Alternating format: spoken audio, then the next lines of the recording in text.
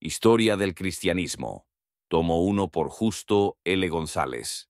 Capítulo 7. La defensa de la fe. Mi propósito no es lisonjearos, sino requerir que juzguéis a los cristianos según el justo proceso de investigación. Justino Mártir. Durante todo el siglo segundo y buena parte del tercero, no hubo una persecución sistemática contra los cristianos. Ser cristiano era ilícito, pero solo se castigaba cuando por alguna razón los cristianos eran llevados ante los tribunales. La persecución y el martirio pendían constantemente sobre los cristianos, como una espada de Damocles.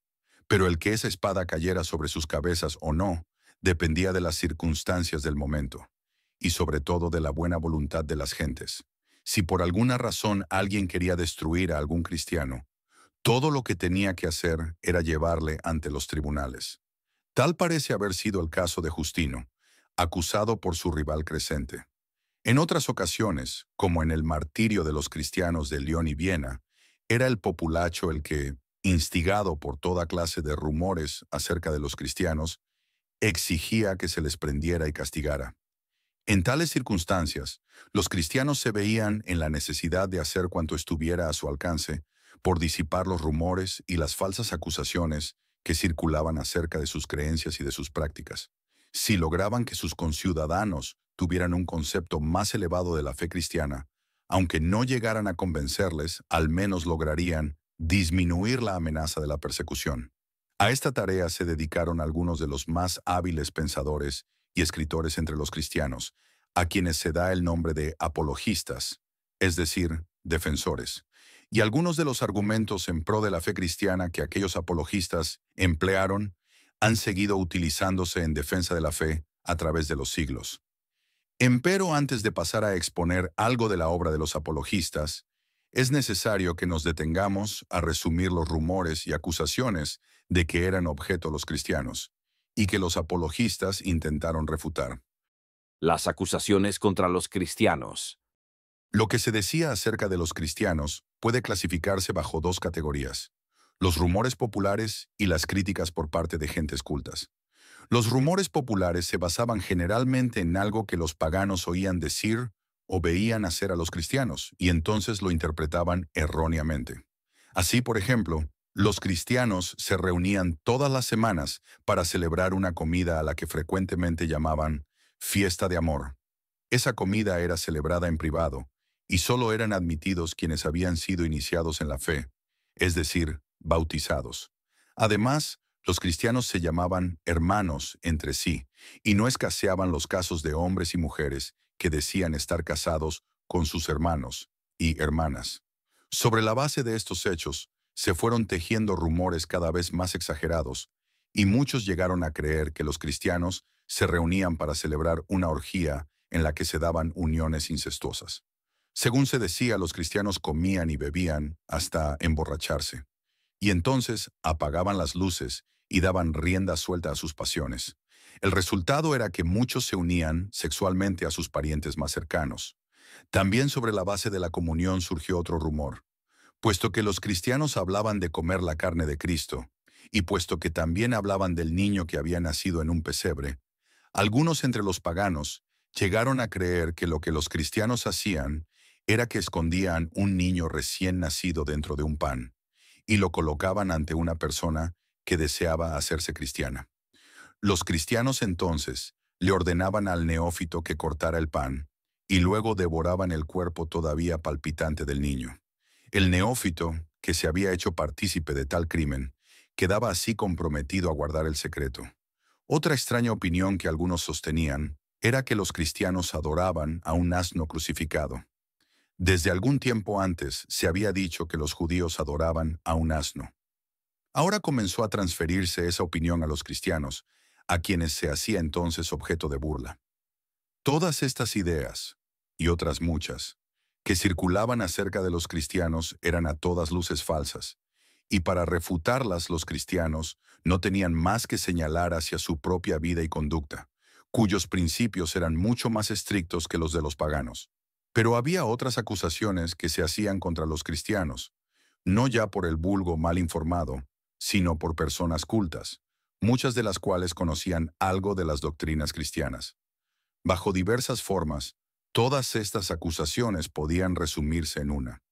Los cristianos eran gentes ignorantes, cuyas doctrinas, predicadas bajo un barniz de sabiduría, eran en realidad necias y contradictorias. Por lo general, esta era la actitud que adoptaban los paganos cultos y de buena posición social, para quienes los cristianos eran una gentuza despreciable. En época de Marco Aurelio, un autor erudito de quien solo sabemos que se llamaba Celso, compuso contra los cristianos un tratado que llamó La Palabra Verdadera. Allí Celso expresa el sentimiento de quienes, como él, se consideraban sabios y refinados. En algunas casas privadas nos encontramos con gente que trabaja con lana y con trapos, y a zapateros, es decir, a las gentes más incultas e ignorantes. Delante de los jefes de familia, esta gente no se atreve a decir palabra, pero tan pronto como logran apartarse con los niños de la casa, o con algunas mujeres tan ignorantes como ellos, empiezan a decirles maravillas. Los que de veras quieran saber la verdad, que dejen a sus maestros y a sus padres, y que vayan con las mujeres y los chiquillos a las habitaciones de las mujeres, o al taller del zapatero, o a la talabartería, y allí aprenderán la vida perfecta. Es así como estos cristianos encuentran quien les crea. Orígenes contra Celso, 355. Por la misma época, Cornelio Frontón, que había sido maestro de Marco Aurelio, compuso otro ataque contra los cristianos que desafortunadamente se ha perdido. Sin embargo, es posible que el autor cristiano Minucio Félix esté citando la obra de Frontón al poner en labios de un pagano las siguientes palabras: si os queda un ápice de sabiduría o de vergüenza, dejad de investigar lo que sucede en las regiones celestiales y los destinos y secretos del mundo. Basta con que miréis donde ponéis los pies, sobre todo a gentes como vosotros, sin educación ni cultura, sino rústicas y rudas. Octavio, 12. Luego, la enemistad contra los cristianos, que muchas veces pretendía basarse solo en cuestiones de religión y doctrinas, también tenía mucho que ver con prejuicios de clase. Las personas supuestamente refinadas no podían ver con buenos ojos que esa gentezuela, pobre e inculta, pretendiera conocer una verdad que ellas no conocían. En todo caso, las gentes cultas atacaban al cristianismo, diciendo ante todo que era una religión de bárbaros. Buena parte de lo que los cristianos enseñaban no había sido descubierto por los griegos ni por los romanos, sino por el inculto pueblo judío, cuyos supuestos sabios nunca se elevaron a la altura de los filósofos griegos. Y lo poco de bueno que pueda encontrarse en las escrituras de los judíos se debe probablemente a que fue copiado de los griegos. Además, siguen diciendo las gentes como Celso, Frontón y otros, el Dios de los judíos y cristianos es un Dios ridículo.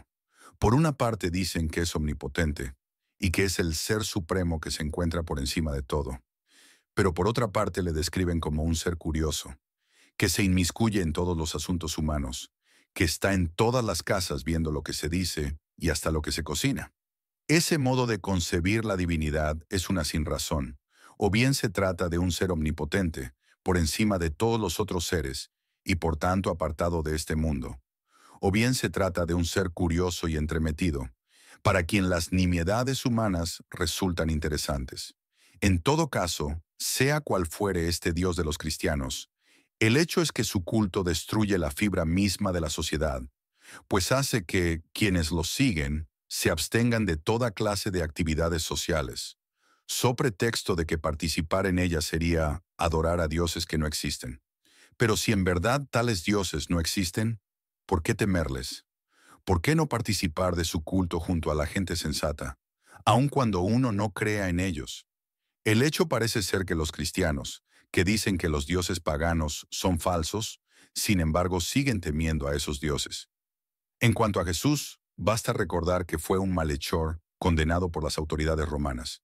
Celso llega hasta a decir que era hijo ilegítimo de María, con un soldado romano. Si de veras era Dios o hijo de Dios, ¿por qué permitió que le crucificaran? ¿Por qué no hizo que cayeran muertos sus enemigos? ¿Por qué no desapareció cuando iban a clavarle al madero? Y suponiendo que de hecho Dios vino a la tierra en Jesús, pregunta Celso, ¿de qué puede servir tal visita de Dios a la tierra? ¿Será quizá para averiguar lo que pasa entre los seres humanos? ¿No lo sabe él todo?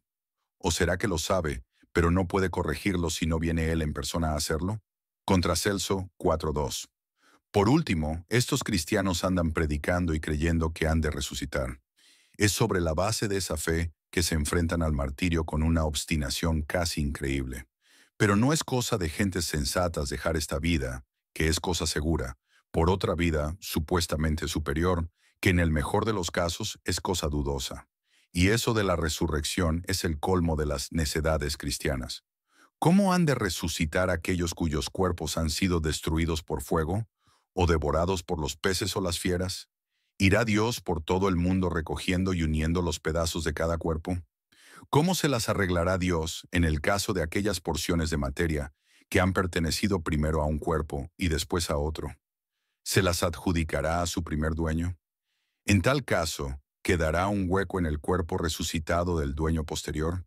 Como vemos, todas estas observaciones, comentarios y preguntas se dirigían al corazón mismo de la fe cristiana. No se trataba ya de rumores infundados acerca de orgías incestuosas ni de prácticas de canibalismo, sino que se trataba más bien de las doctrinas mismas del cristianismo. A tales burlas y ataques no se podía responder con una mera negación. Era necesario más bien ofrecer argumentos sólidos que respondiesen a las objeciones que se planteaban. Tal fue la obra de los apologistas. Los principales apologistas. La tarea de defender la fe ante esta clase de ataques produjo algunas de las más notables obras teológicas del siglo II.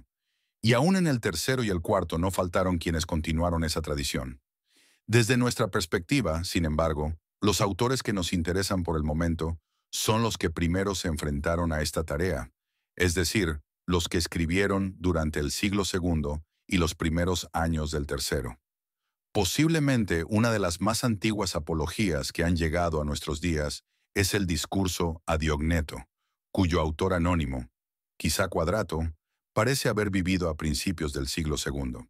Poco después, antes del año 138, Arístides compuso otra apología que parecía haberse perdido, pero que ha sido descubierta en fecha reciente. Pero el más famoso de los apologistas fue Justino Mártir, a cuyo martirio nos hemos referido en el capítulo anterior. Justino había seguido una larga peregrinación espiritual, yendo de doctrina en doctrina, hasta que se convenció de que el cristianismo era la verdadera filosofía. De él se conservan 3 obras, 2 apologías y el diálogo con Trifón, que consiste en una discusión con un rabino judío. Un discípulo de Justino, Tasiano, compuso otra apología bajo el título de Discurso a los griegos. Por la misma época, Atenágoras escribió una defensa de los cristianos y otro tratado sobre la resurrección de los muertos. Alrededor del año 180, el obispo de Antioquía, Teófilo, escribió 3 libros a Autólico, que trataban sobre la doctrina cristiana de Dios, la interpretación de las Escrituras y la vida cristiana, tratando de refutar las objeciones de los paganos sobre cada uno de estos puntos. Todas las obras mencionadas en el párrafo anterior fueron escritas en griego y en el siglo II. En el siglo III, el gran maestro alejandrino, Orígenes, escribió una refutación contra Celso, que hemos citado más arriba, y que fue también escrita en griego.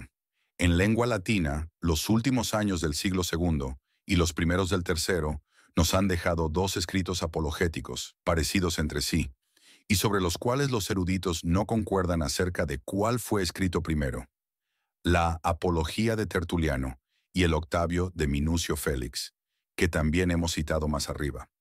Todas estas obras son importantes porque es casi exclusivamente a través de ellas que conocemos los rumores y críticas de que los cristianos eran objeto, y también porque en ellas vemos a la Iglesia enfrentándose por primera vez a la tarea de responder a la cultura que le rodea. La fe cristiana y cultura pagana. Puesto que se les acusaba de ser gente bárbara e inculta, los cristianos del siglo II se vieron obligados a discutir la cuestión de las relaciones entre su fe y la cultura pagana. Naturalmente, dentro de la Iglesia, todos concordaban en que todo aquello que se relacionara con el culto de los dioses debía ser rechazado. Por esta razón, los cristianos no participaban de muchas ceremonias civiles, en las cuales se ofrecían sacrificios y juramentos a los dioses. También les estaba prohibido a los cristianos ser soldados, en parte porque podían verse obligados a matar a alguien, y en parte porque a los soldados se les requería hacer juramentos y ofrecer sacrificios al César y a los dioses. De igual modo, había muchos cristianos que pensaban que las letras clásicas no debían estudiarse, pues en ellas se contaba toda suerte de superstición y hasta de inmoralidad acerca de los dioses. Para ser cristiano era necesario comprometerse al culto único de Dios y de Jesucristo, y cualquier concesión en sentido contrario equivalía a renegar de Jesucristo, quien a su vez renegaría del apóstata en el día del juicio. Pero al mismo tiempo que todos concordaban en la necesidad de abstenerse de la idolatría, no todos concordaban en cuanto a la postura que debía adoptarse ante la cultura clásica pagana. Esa cultura incluía la obra y el pensamiento de sabios tales como Platón, Aristóteles y los estoicos, cuya sabiduría ha recibido la admiración de muchos hasta nuestros días. Rechazarla equivalía a rechazar mucho de lo mejor que el espíritu humano había producido. Aceptarla podría aparecer como una concesión al paganismo y como el comienzo de una nueva idolatría. Ante esta alternativa, los cristianos de los siglos segundo y tercero siguieron dos caminos. Por una parte, algunos no veían sino una oposición radical entre la fe cristiana y la cultura pagana. Esta postura fue expresada a principios del siglo tercero por Tertuliano, en una frase que se ha hecho famosa. ¿Qué tiene que ver Atenas con Jerusalén? ¿O qué tiene que ver la academia con la iglesia?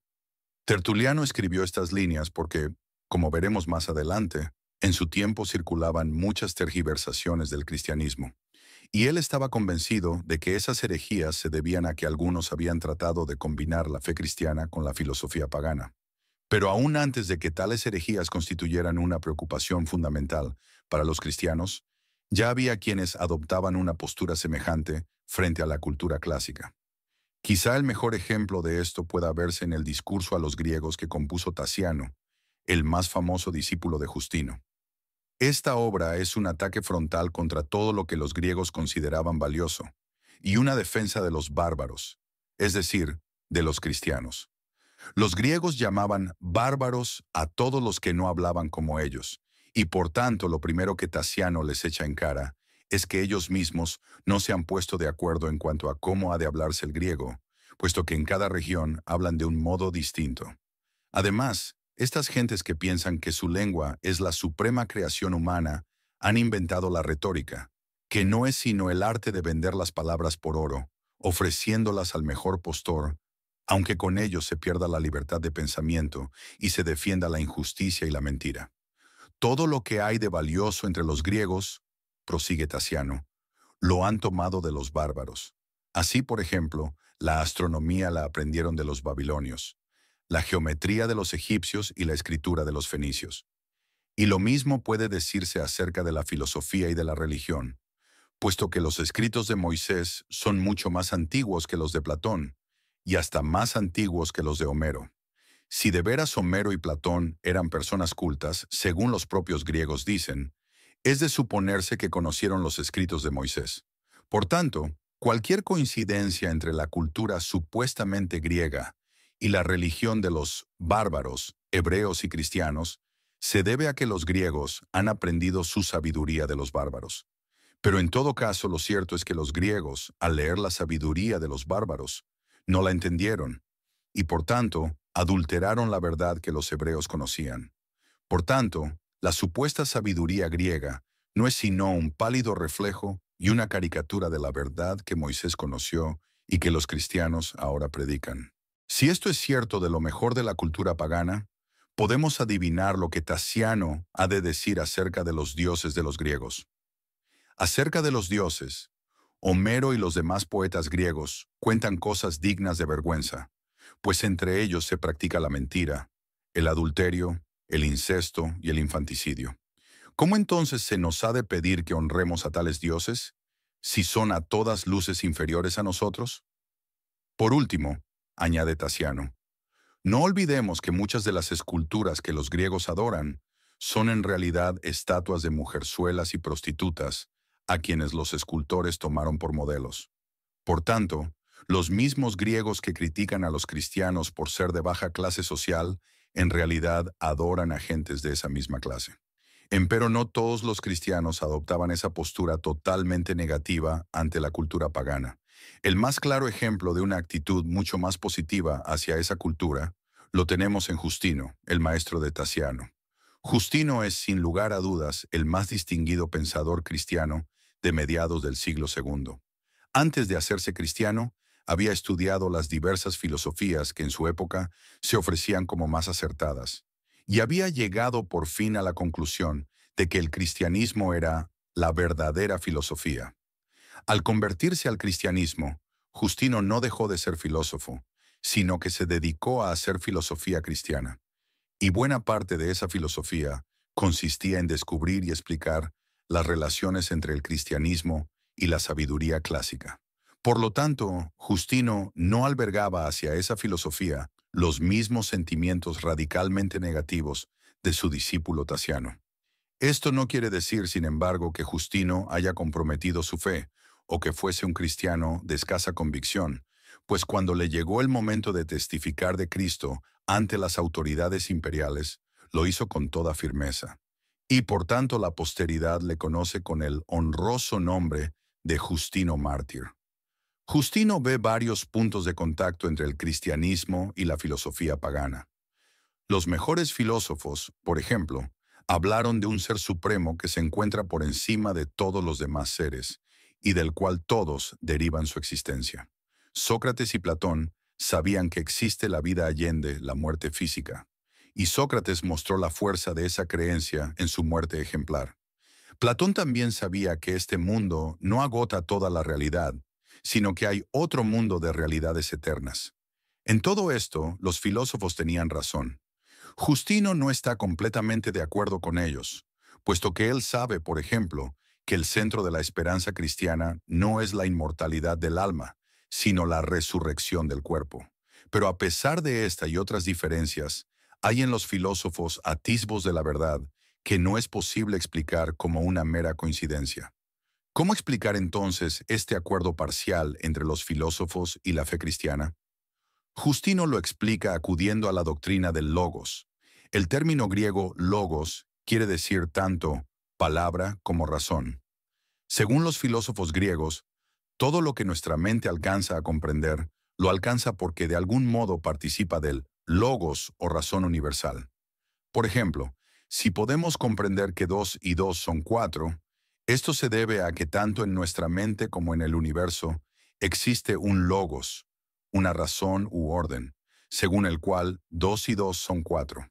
Ahora bien, lo que los cristianos creen es que en Jesucristo es el logos, y esta es la palabra que aparece en el prólogo del cuarto evangelio, se ha hecho carne. Lo que Juan 1:14 nos dice es que la razón fundamental del universo, el verbo o palabra, logos de Dios, se ha hecho carne en Jesucristo. El propio Evangelio de Juan nos dice que este mismo verbo o logos es la luz que alumbra a todo aquel que viene a este mundo. Esto quiere decir que Él es la fuente de todo conocimiento verdadero, aun antes de su encarnación. Ya Pablo había dicho, primera carta a los Corintios 10:1-4, que los antiguos hebreos no habían creído en otro sino en Cristo, pues de un modo misterioso Cristo se les había revelado aún antes de su encarnación. Ahora Justino añade que entre los paganos también ha habido quienes conocieron al mismo verbo o logos, siquiera en parte. Lo que hay de cierto en los escritos de Platón se debe a que el verbo de Dios, el mismo verbo que se ha encarnado en Jesucristo, se lo dio a conocer. Por lo tanto, en cierto sentido, Sócrates, Platón y los demás sabios de la antigüedad eran cristianos, pues su sabiduría les venía de Cristo, aunque solo conocieron al verbo parcialmente, mientras que nosotros los cristianos le conocemos ahora tal cual Él es, en virtud de su encarnación y su vida entre nosotros. De este modo, Justino ha abierto el camino para que el cristianismo pueda reclamar cuanto de bueno pueda encontrar en la cultura clásica, aun a pesar de haber sido una cultura pagana. Siguiendo su inspiración, pronto hubo otros cristianos que se dedicaron a construir puentes entre su fe y la cultura de la antigüedad. Empero su obra, y los peligros que acarreó, corresponde a otro capítulo de esta historia. Los argumentos de los apologistas. En la sección anterior hemos mostrado algunos de los argumentos que los apologistas emplearon para enfrentarse a la cuestión de las relaciones entre su fe y la cultura que les rodeaba. Ahora, siquiera someramente, debemos resumir algunos de los elementos con los que intentaron responder a las principales críticas que se hacían a las doctrinas del cristianismo. A la acusación de ser ateos, los cristianos respondían diciendo que, si ellos eran ateos, también lo habían sido algunos de los más famosos filósofos y poetas griegos. Para fundamentar este argumento, no tenían sino que recurrir a algunas de las obras de la literatura griega, en las que se decía que los dioses eran invención humana, que sus vicios eran peores que los que se practicaban en la sociedad humana, y otras cosas por el estilo. Arístides sugiere que la razón por la que los griegos se inventaron tales dioses fue para poder ellos mismos dar rienda suelta a sus más bajos apetitos, teniendo a los dioses por ejemplo. Tasiano dice que toda la creación ha sido hecha por Dios por amor nuestro, y que por tanto es un error adorar a una parte cualquiera de esa creación. Y en el mismo sentido Atenágoras dice, yo no adoro al instrumento, sino al que le presta la música. Además, varios de los apologistas les echan en cara a los paganos que sus dioses son hechura de manos, y hasta que hay algunos que tienen necesidad de guardias para protegerles de quienes de otro modo intentarían robarles. ¿Qué clase de dioses son estos que necesitan que se les cuide? ¿Qué poder han de tener para cuidarnos a nosotros? En cuanto a la resurrección, los apologistas responden apelando a la omnipotencia divina. En efecto, si creemos que Dios ha hecho todos los cuerpos de la nada, ¿por qué no hemos de creer que pueda reconstruirlos de nuevo, aun después de muertos y corrompidos? A las acusaciones de inmoralidad, los apologistas responden a la vez con una negativa rotunda y con una acusación contra el paganismo. ¿Cómo pensar que en nuestro culto se dan orgías y uniones ilícitas, cuando nuestros principios de conducta son tales que aún los malos pensamientos han de ser desechados? Son los paganos los que, sobre la base de lo que ellos mismos cuentan de sus dioses, y hasta a veces so pretexto de adorarles, cometen las más bajas inmoralidades. ¿Y cómo pensar que comemos niños, nosotros a quienes todo homicidio nos está prohibido? Son ustedes los paganos los que acostumbran dejar a los hijos indeseados expuestos a los elementos, para que allí perezcan de hambre y de frío. Por último, se acusaba a los cristianos de ser gente subversiva, que se negaba a adorar al emperador y que por tanto destruía la fibra misma de la sociedad. A tal acusación, los apologistas responden diciendo que, en efecto, se niegan a adorar al emperador o a cualquiera otra criatura, pero que a pesar de ello son súbditos leales del imperio. Lo que el emperador necesita no es que se le adore, sino que se le sirva, y quienes mejor le sirven son quienes le ruegan al único Dios verdadero por el bienestar del imperio y del César. En conclusión, aun cuando se niegan a adorarle, los cristianos son los mejores súbditos con que cuenta el emperador, pues constantemente presentan las necesidades del imperio ante el trono celestial, y por ello son, como dice el discurso a Diogneto, el alma del mundo. En resumen, los apologistas dan testimonio de la tensión en que viven los cristianos de los primeros siglos. Al mismo tiempo que rechazan el paganismo, tienen que enfrentarse al hecho de que ese paganismo ha producido una cultura valiosa. Al tiempo que aceptan la verdad que encuentran en los filósofos, insisten en la superioridad de la revelación cristiana. Y al tiempo que se niegan a adorar al emperador, y ese mismo emperador les persigue, siguen orando por él y admirando la grandeza del imperio romano. Las siguientes líneas del discurso a Diogneto describen admirablemente esa tensión. Los cristianos no se diferencian de los demás por su nacionalidad, por su lenguaje ni por sus costumbres. Viven en sus propios lugares, pero como transeúntes.